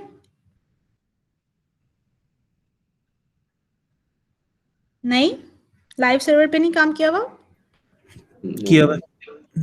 ठीक है, चलो सही, गुड। सो वो ऑब्वियसली बेसिक सी चीजें हैं, तो ये चीजें तो आप लोगों को ऑलरेडी आनी चाहिए। अच्छा, और ये जो चीज है, एक चीज मैं बता दूं कि ये जो लास्ट टाइम शायद मैंने बताया भी था कि 127.0.0.1 क्या चीज होती है, ये एक्चुअली आईपी एड्रेस है किस मशीन का? कोई बताएगा? हाँ, हमारी अपनी मशीन का। किसी भी मशीन का, बिल्कुल। सो जिस भी मशीन पे आप काम कर रहे होंगे उस पे ही अगर आपने अपनी रिक्वेस्ट रीडायरेक्ट करनी है तो आप 127.0.0.1 यूज कर रहे होंगे। और 5500 क्या है? ये एक्चुअली पोर्ट नंबर है, जिस पोर्ट पे आपका लाइव सर्वर चल रहा है ये उसका पोर्ट नंबर है, ठीक है। सो हम ऑब्वियसली हमें कोई भी चीज, किसी भी वेब सर्वर को एक्सेस करने के लिए दो चीजें चाहिए होती हैं, एक हमें आईपी एड्रेस चाहिए होता है, दूसरा हमें पोर्ट नंबर चाहिए होता है, ठीक है। सो इसके थ्रू हमने उस वेब सर्वर को, यानी अपने ही सिस्टम के लाइव सर्वर को एक्सेस किया, और उस सर्वर पे हमने testing.html की जो हमारी क्या कह सकते हैं वेब पेज पड़ा हुआ था, हमने उसको यहाँ से ओपन किया है, ठीक है जी। अच्छा, अब जो नेक्स्ट चीज जो एक मतलब ऑब्वियसली वेब डेवलपर के तौर पे यूटिलाइज हो रही होती है बहुत ज्यादा, वो भी आई होप कि आप लोगों ने थोड़ी बहुत पहले से देखी भी होगी, उसको भी हम एक्सप्लोर कर लेते हैं। सो वो होता है जी इंस्पेक्ट। सो फॉर एग्जांपल यहाँ से हमने राइट क्लिक किया और यहाँ से हम इंस्पेक्ट पे गए। तो जब हम इंस्पेक्ट पे जाते हैं तो एक्चुअली जो यहाँ पे हमारा कोड डिस्प्ले हो रहा होता है उसकी काफी सारी डिटेल्स हमें यहाँ से मिल जाती हैं। सो बेसिकली जो चीज इस वक्त हमारा वेब ब्राउजर डिस्प्ले कर रहा है, राइट, उसके बैकएंड पे जो HTML और CSS कोड है वो आप एक्चुअली यहाँ से एक्सेस कर सकते हैं, राइट। सो फॉर एग्जांपल अगर मैं यहाँ पे देखें, मैंने अगर इसको यहाँ पे ये वाली डिव पे मैं टैप मतलब लेके जाऊं अपना माउस, तो ये सारी चीज को सिलेक्ट कर रहा है कि अच्छा इससे रिलेटेड जितना भी कोड होगा वो एक्चुअली आपका इस डिव में अवेलेबल होगा, ठीक है। सो अगर मैं इस पे टैग करती हूँ तो ये ऑब्वियसली यहाँ पे अगर आप ना लेफ्ट साइड के बिल्कुल बॉटम पे देखें तो मेरी स्क्रीन पे ये डिव कॉलन ये FGVJ C वटेवर जो भी है ये चीज डिस्प्ले हो रही है। तो यहाँ पे देखें ना, जो यहाँ पे div का क्लास नेम है FGVJGJC वटेवर जो भी ये नाम है, ये यहाँ पे मुझे पॉइंट कर रहा है कि यहाँ बॉटम पे कहीं पे ये लगी हुई है, जो कि हमें इस वक्त मतलब बहुत क्लियरली डिस्प्ले नहीं हो रही, ठीक है। अच्छा, सो अगर मैं इस पे जाती हूँ तो ये इसको क्लियरली हाईलाइट करता है कि अच्छा ये वाली डिव जो है वो यहाँ पे डिस्प्ले हो रही है। तो अगर मैं इसको एक्सपैंड करती हूँ तो इसमें देखिए फर्दर बहुत सी डिव्स हैं। तो फॉर एग्जांपल अगर मैं ये टॉप वाली इसके अंदर इस टॉप डिव के अंदर इस डिव पे आके हॉवर करती हूँ तो ये मुझे ऊपर वाला एरिया सिलेक्ट करके दिखा रहा है कि ये वाले एरिया से रिलेटेड जितना कोड है वो इस डिव में अवेलेबल है। फिर यहाँ पे आए तो हमने कहा अच्छा जी इस एरिया से रिलेटेड जो कोड है वो इस डिव में अवेलेबल है एंड सो ऑन। ठीक है, सो जिस भी डिव को मैं टैप करती जा रही हूँ ये मुझे उस डिव के कॉरेस्पॉन्डिंग जो डेटा है वो हाईलाइट करके डिस्प्ले कर रहा है। ठीक है, और आप ये भी देख रहे होंगे कि बहुत सारा डिव का यूज है। सो जितना मतलब मोस्टली ये हो रहा होगा कि आप डिव्स के साथ काम कर रहे होंगे जब आप वेब प्रोग्रामिंग की बात करते हैं। सो फॉर एग्जांपल अगर मैं ये वाली डिव को ओपन करूं फर्दर तो इस डिव में एक तो मेरे पास स्टाइल टैग है जो कि एक्चुअली इस चीज को स्टाइल कर रहा होगा, और दूसरा देखें इसके अंदर एक और फर्दर डिव है जिसे मैंने एक्सपेंड किया तो अगेन इसमें स्टाइल है। यानी स्टाइल क्या होता है कि ये सारे मतलब CSS का सारा काम स्टाइल के अंदर हो रहा होता है। और नेक्स्ट अगर मैंने क्लिक किया तो एक्चुअली ये जो इमेज है उसका टैग यहाँ पे जाके डिप्लॉय हुआ है। ठीक है, सो देखें अगर मैं यहाँ से देखूं तो इस इमेज का जो हाइट है वो मेरे पास 92 है। जो सोर्स है वो जो भी इमेजेस का कोई फोल्डर होगा और उसके अंदर गूगल का जो लोगो पड़ा होगा वो एक फोल्डर है, उसके अंदर एक और फोल्डर है, उसके अंदर एक और लोगो है एंड सो ऑन, राइट। सो अगर आपको लेट्स से कि कल को कोई काम करने को दिया जाता है कि जी आपने इस वेबसाइट का रेप्लिका जनरेट करके लाना है, तो एक आसान सा तरीका तो क्या हो सकता है कि आप इंस्पेक्ट में जाएं और यहाँ से ये सारा कोड कॉपी करें और पेस्ट करके सबमिट करा दें, राइट। सो दूसरा तरीका क्या हो सकता है, जो लर्निंग का तरीका हो सकता है, वो ये तक लगता है कि आप काम खुद करें लेकिन आपको जब उसकी कोई सर्टेन फॉर्मेट ना मिल रहा हो, लेट्स से कि मैं ये कहूँ कि आपने एग्जैक्टली ये चीज इसी तरह के ये बटन डेवलप करके लाना है, तो इसके लिए आपको क्या चाहिए होगा, बटन की हाइट विड्थ चाहिए होगी, इसकी सारी स्टाइलिंग डिटेल्स चाहिए होंगी कि आपका फॉन्ट क्या है, फॉन्ट का साइज क्या है, फैमिली कौन सी है, सो ऑन। सो वो किस तरह से आप डिग डाउन कर सकते हैं, आप इवेंचुअली उस चीज को जाके इसी तरह से इंस्पेक्ट में से जाके डिफरेंट डिव्स में से डिग डाउन करते हुए इवेंचुअली आप किसी एक सर्टेन टैग पे रीच कर जाएंगे जहां पे उस टैग की डिटेल्स होंगी, और अगर वहां पे उसकी ज्यादा फॉर्मेटिंग डिटेल्स नहीं होंगी तो होपफुली आपके पास एक स्टाइल का टैग होगा। या फिर आप क्या कर सकते हैं, ये अगर आप साइट पे देखें तो यहाँ से देखिए मैंने एलिमेंट्स क्लिक किया हुआ है ना, ठीक है। सो एलिमेंट्स में से मैं किसी सर्टेन चीज पे गई हूँ, सो लेट्स से कि मैं यहाँ पे गई हूँ, इमेज को मैंने क्लिक किया यहाँ पे, तो यहाँ पे ये देखिए साइड पे मेरे पास कुछ और इन डिटेल्स भी आ रही हैं, जिनमें से जो सबसे टॉप पे क्या चीज है, यहाँ पे स्टाइल्स का टैग है। सो इस इमेज पे जितने भी स्टाइल्स लगे हुए हैं वो मुझे यहाँ पे डिस्प्ले हो रहे हैं, ठीक है। सो फॉर एग्जाम्पल अगर मैं कोई और टेक्स्ट खोल लेती तो वो ज्यादा शायद बेहतर होता इस वे में कि मैं उसको थोड़ा सा चेंज भी करके दिखा सकती थी। सो लेट्स से कि मैं ये वाला डिव ओपन करती हूँ और इस डिव में से भी लेट्स से मैं ये फॉर्म ओपन करती हूँ और फॉर्म में से मैं एक्चुअली क्या चीज फाइंड आउट करना चाह रही हूँ, मैं ये बटन फाइंड आउट करना चाह रही हूँ, आई एम लकी वाला, ठीक है। सो उसके लिए क्या, आई एम फीलिंग लकी वाला, राइट। सो ये तो मैं गलत जगह पे आ गई, ठीक है। तो इसका मतलब है कि मुझे वापस जाना चाहिए और मुझे प्रोबेबली कोई और चीज डिग आउट करनी चाहिए। अच्छा, ये रन टाइम पे इसको प्रोड्यूस कर रहा होगा, ठीक है। सो एक्चुअली आप ये सारी चीजें ना रन टाइम पे भी तो आप अपनी डिव्स को जो है ना वो एम्बेड कर सकते हैं, तो प्रोबेबली कुछ चीजें यहाँ पे रन टाइम पे भी एम्बेड हो रही हैं, ठीक है। सो फॉर एग्जांपल मैं यहाँ पे आई ना, अगर ये जैसे गूगल सर्च जो है वो आप सेलेक्ट हो गया और अगर मैं इसको सेलेक्ट करूंगी तो आई एम फीलिंग लकी वाला बटन इनेबल सेलेक्ट हो जाएगा, राइट। सो लेट्स से कि इसको अगर हमने किया ना तो यहाँ पे इसकी ये सारी डिटेल्स आ रही हैं, इसकी स्टाइलिंग डिटेल्स यहाँ पे आ रही हैं। सो फॉर एग्जांपल मैं इसका अगर बैकग्राउंड कलर डिसेबल कर दूं, मैं इसका बॉर्डर डिसेबल्ड कर दूं, ठीक है, मैं इसका कलर डिसेबल्ड कर दूं, तो आप देख रहे हैं ये इसकी सारी चीजें चेंज हो रही हैं, राइट। तो फॉर एग्जांपल हाइट मैंने चेंज की तो वो छोटा हो गया है, ठीक है। सो पैडिंग खत्म कर दी तो ये और थोड़ा सा इसकी साइड चेंज हो गई, फॉन्ट साइज डिसेबल कर दिया तो वो खास फर्क नहीं पड़ा, वो प्रोबेबली डिफॉल्ट फॉन्ट साइज वही होगा। सो हाँ, सो इससे एक्चुअली क्या होता है कि आप अब देखें जब आप डेवलपमेंट कर रहे होंगे ना, ये तो मैं अब एक डेवलप पेज को आपको एक्सप्लोर करके दिखा रही हूँ। जब आप अपना कोड डेवलप कर रहे होंगे तो आप क्या कर सकते हैं, आप ये कर सकते हैं लेट्स से कि यहाँ से डिफरेंट जो आपके स्टाइल हैं आप उन स्टाइल्स को डिसेबल या इनेबल करके देख लें कि जो चीज आप अचीव करना चाह रहे हैं वो अचीव हो रही है या नहीं, या फिर आप क्या कर सकते हैं कि आप लेट्स से कि उसको चेंज करके देख सकते हैं कि यहाँ से मैं लेट्स से इसका 60 पिक्सल कर दूं तो क्या बेनिफिट पड़ेगा, राइट। कोई मिनिमम हाइट से कोई मतलब बहुत ज्यादा मैंने क्योंकि चेंज नहीं किया तो बहुत ज्यादा डिफरेंस नहीं आया यहाँ पे, लेकिन आप क्या कर सकते हैं, आप यहाँ से इनेबल डिसेबल कर सकते हैं और जो भी आपकी प्रॉपर्टीज हैं आप यहाँ से ऐड भी प्रॉपर्टीज कर सकते हैं, आप जो हैं वो जो एग्जिस्टिंग है उनको मॉडिफाई करके भी उसका इफेक्ट देख सकते हैं। जब आप एक दफा यहाँ से डिफरेंट चीजें इनेबल एंड डिसेबल और डिफरेंट रूल्स यहाँ से या प्लस के थ्रू आप डिफरेंट ऐड भी कर सकते हैं, खुद से भी टाइप करके भी ऐड कर सकते हैं, ये ऐड करके आप फाइनलाइज कर लें कि अच्छा हाँ ये मैं बटन इसी तरह की इसकी लुक एंड फील रखना चाहता हूँ, या ओवरऑल मैंने ये डिव जो डिसाइड किया था इसकी ये लुक एंड फील फाइनलाइज्ड है, तो फिर आप क्या करें, वो सारी डिटेल्स वापस जाके आप अपने VS कोड में से जो आपकी CSS फाइल्स होंगी आप उनमें वो फॉर्मेट वहां पे पेस्ट करें एंड दैट्स इट। सो आपका कोड रन हो जाएगा और इवेंचुअली आपको वो चीज अचीव हो जाएगी जो आप अचीव करना चाह रहे थे, राइट। सो ये एक टूल है जिसके थ्रू आप क्या कर सकते हैं, आप रन टाइम पे अपनी डिफरेंट चीजों को रन करके यानी यहाँ से उनकी चीजें चेंज करके उसको चेक कर सकते हैं और फाइनली जो आप स्टाइल फाइनलाइज करें वो आप कॉपी करके वहां जाके पेस्ट कर सकते हैं और मतलब बार बार आपको डिफरेंट जो आपके विंडोज हैं उनमें स्विच नहीं करना पड़ेगा, ठीक है। अच्छा, सो यहाँ तक क्लियर हो गया। अच्छा, अब थोड़ा सा टॉप पे देख लेते हैं। अगर आप यहाँ टॉप पे देखें तो एलिमेंट्स के साथ और भी काफी सारी यहाँ पे हमारे पास टैब्स अवेलेबल हैं। सो फॉर एग्जांपल अगर मैं नेटवर्क के टैब पे जाऊं तो नेटवर्क का टैब, और लेट्स से मैं नेटवर्क के टैब पे गई हूँ और अब मैंने दोबारा से google.com को हिट किया। जैसे ही मैंने हिट किया तो आप देखें आपके पास यहाँ पे डिफरेंट मतलब डेटा प्रोड्यूस होना शुरू हो गया, राइट। अगर आप बॉटम पे देखें तो आप देख सकते हैं कि जी 32 रिक्वेस्ट जनरेट हुई हैं इस काम को करने के लिए। अब आप कह रहे होंगे जी 32 रिक्वेस्ट कहाँ से आ गई, तो बेसिकली वो जो हमने वो सारा DNS का सिस्टम और वो जो डिस्ट्रीब्यूटेड सिस्टम देखा था, तो इसका मतलब है कि बैकएंड पे काफी सारा फंक्शन हो रहा होता है जो कि हमें विजिबल नहीं हो रहा होता बहुत ज्यादा ब्राउजर में।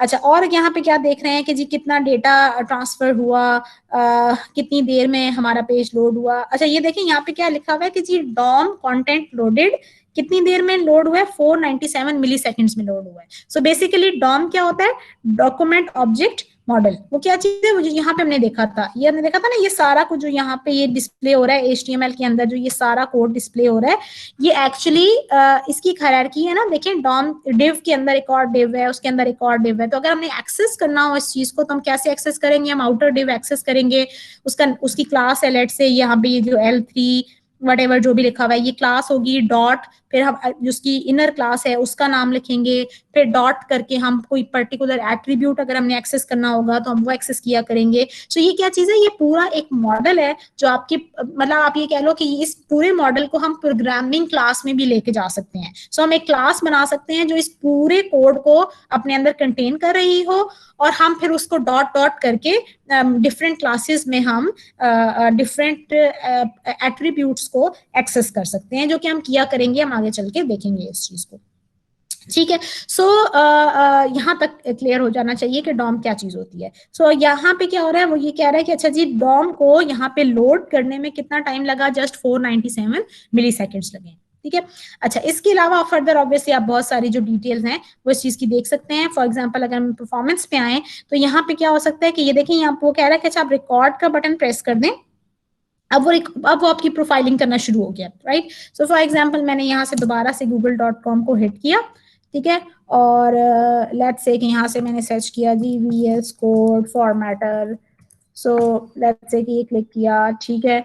सो स्टैक ओवरफ्लो को क्लिक किया, ठीक है। सो मैं डिफरेंट चीजें ओपन कर रही हूँ। सो इसके बाद मैंने इवेंचुअली जब अपनी प्रोफाइलिंग को स्टॉप किया तो ये अब थोड़ा सा टाइम लगा रहा है प्रोफाइल लोड करने में, तो वेट कर लेते हैं। ऑलराइट, सो अब इसने क्या किया है कि हमें काफी सारी चीजें जो हैं वो यहाँ पे डिस्प्ले कर दी हैं। ठीक। सो फॉर एग्जांपल अगर मैं ये नीचे वाले चार्ट पे आ जाऊं तो ये थोड़ा सा आसान होगा इसको एक्सप्लेन करना।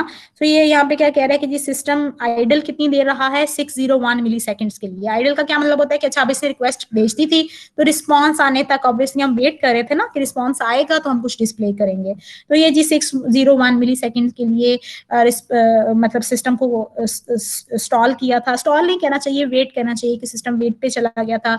अच्छा, सिस्टम को अपनी जो हमने अपना जो कंटेंट रिसीव हुआ था HTML उसे रेंडर और पेंट करने के लिए, यानी बेसिकली उसे इस फॉर्मेट में यहाँ पे डिस्प्ले करने में हमें इतना टाइम लगा। स्क्रिप्ट को रन करने में और इनेबल करने में, क्योंकि ये जावा स्क्रिप्टिंग होगी ना बैकएंड पे, तो उसमें देखें सबसे ज्यादा टाइम हमें जावा स्क्रिप्टिंग में लग रहा है और लोडिंग में ऑब्वियसली 125 मिली सेकेंड्स लग रहे हैं। सो ये डिफरेंट पैरामीटर्स हैं जिनके थ्रू हम अपनी जो हमारी पेज की परफॉर्मेंस होगी हम उसको भी मेजर कर रहे होंगे एट टाइम्स।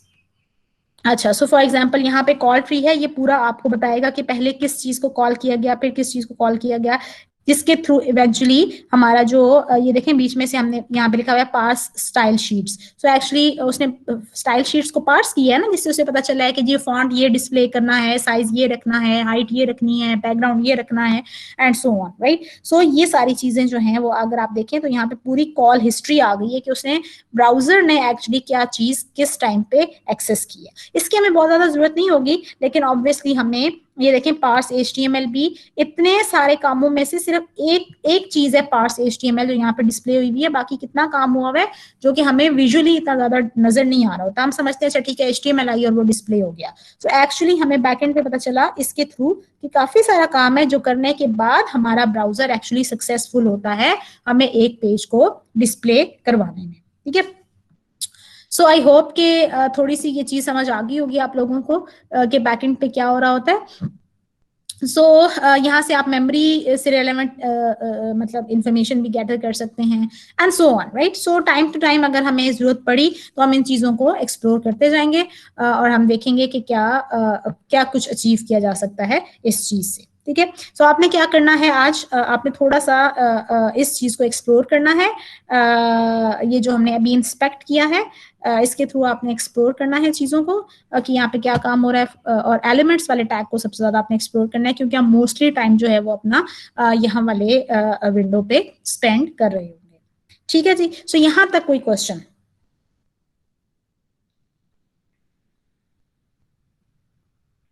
नहीं? नहीं मैम। अच्छा ठीक है, ओके गुड। सो आगे चला जाए। ऑलराइट, सो यहाँ तक ऑलमोस्ट हमने काम कर लिया। आज की क्लास में हमने प्रेटियर एंड लाइव सर्वर भी देख लिया, फॉर्मेट सेविंग भी देख लिया, डेवलपमेंट टूल्स भी मैंने आपको भी एक्सप्लोर करवा दिए हैं। अच्छा, HTML एंड CSS वैलिडेशन, चलें ये देख लेते हैं, राइट। और ये लास्ट टाइम चीज़ भी हमने कर ली थी कि हमने ऑटोमेटिकली अपनी क्लास स्टार्ट कैसे करना है कोड करना। अच्छा, अब वैलिडेशन क्या चीज़ होती है? सो लेट्स से कि मैं यहाँ पे जाती हूँ और मैं लिखती हूँ जी W3C, ठीक है, HTML वैलिडेशन, राइट। तो ये मैंने किया तो मेरे पास ये वैलिडेशन सर्विस आ गई। और वैलिडेशन सर्विस में अगर आप देखें तो यहाँ पे मेरे पास 3 ऑप्शंस हैं। मैं एक URL दे सकती हूँ, मैं फाइल अपलोड कर सकती हूँ, या मैं डायरेक्ट इनपुट दे सकती हूँ। तो हम क्या कर सकते हैं, फॉर एग्जांपल यहाँ पे मेरे पास ये कोड है, सो मैंने सारे कोड को कॉपी किया, या तो मैं इसकी फाइल भी अपलोड कर सकती हूँ। अभी आसानी के लिए मैं यहाँ पे डायरेक्टली ये कोड पेस्ट कर रही हूँ और मैं यहाँ पे जाके इसको लेट्स से चेक करती हूँ। जब मैंने चेक किया तो इसने मुझे एक एरर डिस्प्ले किया है। इसने कहा no P element in scope but a P and tag seen. कहाँ पे सीन है जी? लाइन नंबर 15 है, कॉलम नंबर 5 है, वट। जब मैंने इस पे क्लिक किया तो ये यहाँ पे आया और इसने कहा कि जी आप एक P टैग एंड कर रही हैं। ओके, लेकिन इसने तो ये आई गेस गलत, अच्छा सही है। सो P के उसने नेस्टेड वो कह रहा है कि आप ना करें, इसको एक्चुअली यहाँ ऊपर एंड कर दें। सो बेसिकली हुआ क्या है, देखें मैंने जब इस कोड को रन किया प्रॉब्लम कोई नहीं आया, कोड चल गया, लेकिन क्या मसला है, वो कह रहा है कि जी ये एज पर रूल्स ये चीज ठीक नहीं है कि आप एक एंड कर रही हैं P को, लेकिन आपने जो है वो उसको स्टार्ट नहीं किया हुआ, जो जिससे मुझे एक्चुअली बात ये समझ आ रही है कि ये इस P को एक्चुअली मुझे यहाँ ऊपर टॉप पे ही एंड कर देती तो ज्यादा बेहतर रहता। इसका मतलब है कि ये चीज इसके अंदर नेस्ट नहीं हो रही, ये एक्चुअली सिर्फ फॉर्मेटिंग वाइज ये चीज प्रोबेबली नेस्ट हो गई है, लेकिन एक्चुअली ये चीजें जो हैं वो इंडिपेंडेंट है। राइट। सो इस तरह की जो चीजें होती हैं ना वो एक्चुअली हमें यहाँ कोड वैलिडेटर से पता चल जाती हैं। फॉर एग्जांपल लेट्स से कि मैं यहाँ से ये टाइटल का टैग भी रिमूव कर देती हूँ। सो मैंने ये टैग रिमूव किया, सॉरी सेव नहीं करा था इसको, रिमूव किया मैंने और मैंने अब चेक पे क्लिक किया। जब मैंने इसे चेक क्लिक किया तो देखिए अब ये 2 एरर्स हो गए हैं। वो क्या कह रहा है कि वो हेड में से आपने टाइटल का एलिमेंट मिस कर दिया है। देखिए अभी भी अगर मैं ये कोड चलाऊंगी ना तो ये चल जाएगा, यहाँ से मैं टाइटल का टैग हटा दूं तो भी स्टिल मैं रन करूं तो मेरा पेज रन हो जाएगा। लेकिन एक्चुअली क्या चीज है, ये वो एरर्स हैं जो कि अगर हम रिमूव कर लें तो हम प्रॉबेबली ज्यादा बेहतर कोड लिख रहे होते हैं। सो फॉर एग्जाम्पल वो ये कह रहा है कि देखिए अगर आपने टाइटल का टैग नहीं लगाया, टाइटल क्या चीज होती है ये देखें, यहाँ पे मैंने क्या लिखा हुआ है, यहाँ पे मैंने डॉक्यूमेंट लिखा हुआ है ना, ठीक है। तो यहाँ पे ये इस पेज का यहाँ पे टाइटल आ गया डॉक्यूमेंट, जो कि ऑब्वियसली होना चाहिए ना। सो अगर मैं इसको रिमूव कर दूंगी तो स्टिल चल जाएगा पेज, यहाँ पे कुछ डिस्प्ले नहीं हो रहा होगा, जो कि ऑब्वियसली एक अच्छी कोड प्रैक्टिस नहीं है, राइट। सो इस तरह की चीजों को जस्ट चेक करने के लिए, क्योंकि ये जो आपका विजुअल स्टूडियो, ये जो VS कोड के थ्रू हम लाइव सर्वर में एक पेज चला रहे होंगे तो हमारा ब्राउजर तो हमसे जो HTML देंगे वो डिस्प्ले कर देगा, ठीक है। लेकिन उसमें से जो एरर्स एंड वार्निंग्स हैं वो चीज हमें डिस्प्ले नहीं हो रही होती। सो अगर एक अच्छा HTML का पेज आपने लिखना है तो आपके कोड में कोई भी एरर तो बिल्कुल भी नहीं होना चाहिए, वार्निंग्स भी जितनी कम हो सके उतना ही बेहतर है। सो जब आप मुझे असाइनमेंट्स वगैरह सबमिट कराएंगे तो एक्चुअली आपने अपनी असाइनमेंट को यहाँ से HTML वैलिडेटर के थ्रू वैलिडेट करके सबमिट कराना है, राइट। और उसमें कोई एरर नहीं होना चाहिए, एटलीस्ट एरर नहीं होना चाहिए, और वार्निंग्स भी एज लेस एज पॉसिबल होनी चाहिए। इसी तरह से हमारे पास CSS वैलिडेटर भी अवेलेबल है, राइट। सो फॉर एग्जांपल हम ये कहते हैं W3C का ही CS वैलिडेटर अगर हम यूटिलाइज करना चाहें तो वो भी हमारे पास बिल्कुल इसी फॉर्मेट के साथ, इसी फ्रंट एंड के साथ अवेलेबल है कि आप URL या फाइल अपलोड कर दें या यहाँ डायरेक्टली CSS का कोड पेस्ट कर दें। जब आप पेस्ट करेंगे और आप चेक प्रेस करेंगे तो आपके पास कुछ एरर्स एंड वार्निंग्स आ जाया करेंगी, जो कि आपको एक्चुअली रिमूव कर लेनी चाहिए अपनी वेबसाइट को एक्चुअली डिप्लॉय करने से पहले। ठीक है जी। सो कोई क्वेश्चन? आई होप कि नहीं होगा, ये सिंपल चीज थी, इसको हमने बहुत ज्यादा भी एक्सप्लोर भी नहीं किया, सिर्फ जस्ट इंट्रोडक्शन लिया है इस चीज का, और क्लास का टाइम अप्रोक्सीमेटली एंड होने वाला है। सो कुछ क्वेश्चंस थे शायद चैट में, क्या क्वेश्चंस हैं जी? Host machine, right click on button and inspect, हाँ ठीक है वो भी कर सकते थे। मैं एक्चुअली सलमान बताना चाह रही थी कि हम किस तरह से डिग डाउन करते हैं चीजों को। ओके सो नो ठीक है, चलें सही है जी। सो यहाँ तक हो गया हमारा काम आज की क्लास का। अगेन वो बेसिक्स में से ही था। सो इंशाल्लाह हम नेक्स्ट क्लास में जो है वो प्रॉपरली अपना कोड करना स्टार्ट कर देंगे। आपको कोई क्वेश्चन आप पूछ सकते हैं, अदरवाइज आप जा सकते हैं।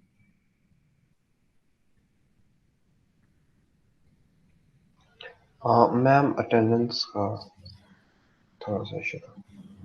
अच्छा आप टाइप कर दो रोल नंबर, मैं लगा देती हूँ आपकी। मैम लास्ट क्लास में भी मेरी एब्सेंट लगी हुई है। ओके सरोश, अल्लाह हाफिज। अच्छा मनान, ऐसा है कि लास्ट क्लास जो है ना उसमें बहुत सारे लोगों का वो इशू था कि उनको उस दिन बुलाया गया हुआ था, कोई इश्यूज थे, मुझे नहीं पता रजिस्ट्रेशन से रिलेटेड, राइट। सो मैं ऐसा करूंगी कि लास्ट क्लास में मैं सबको प्रेजेंट कर दूंगी तो आपका वो मसला हल हो जाएगा। मैम मेरा ना फर्स्ट क्लास का इश्यू था क्योंकि मेरी तब रजिस्टर नहीं हुई थी और मेरी एब्सेंट लगी। वो आपका नॉट रजिस्टर्ड लिखा हुआ आ रहा होगा ना? नहीं मैम मेरा एब्सेंट लगी हुई है वहाँ पे। अच्छा ठीक है, आप यहाँ चैट में लिख दो, मैं उसको भी सॉल्व कर लेती हूँ। ठीक है मैम, थैंक यू। लिख देना ब्रैकेट में class, first class.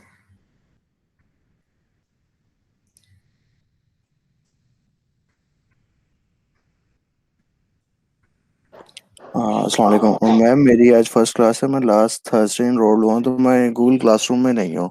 Add kindly उधर ऐड कर दे। यस मैम, मेरा भी ये प्रॉब्लम है। अच्छा ठीक है, सो मैं आप वेट करें। आप क्लासरूम में एडेड नहीं हो तो फिर आप यहाँ पे कैसे हो मीट में? आपको लिंक शेयर किया किसी ने? Yes ma'am. Yes ma'am, flex पे एनरोल्ड है।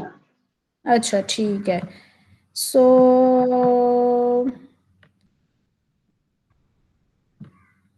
हाँ जी, जरा रोल नंबर बताइएगा। L16 4098 L16 जी।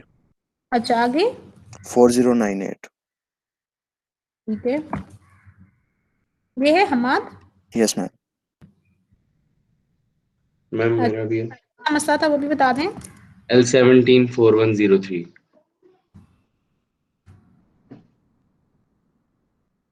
और जी, और किसी का? यस मैम, मेरा भी है। जी बताएं। L174244 L1742 44। ठीक है उसामा। और जी? Ma'am L174097। Asim. Yes ma'am. Okay, और? चलें ठीक है।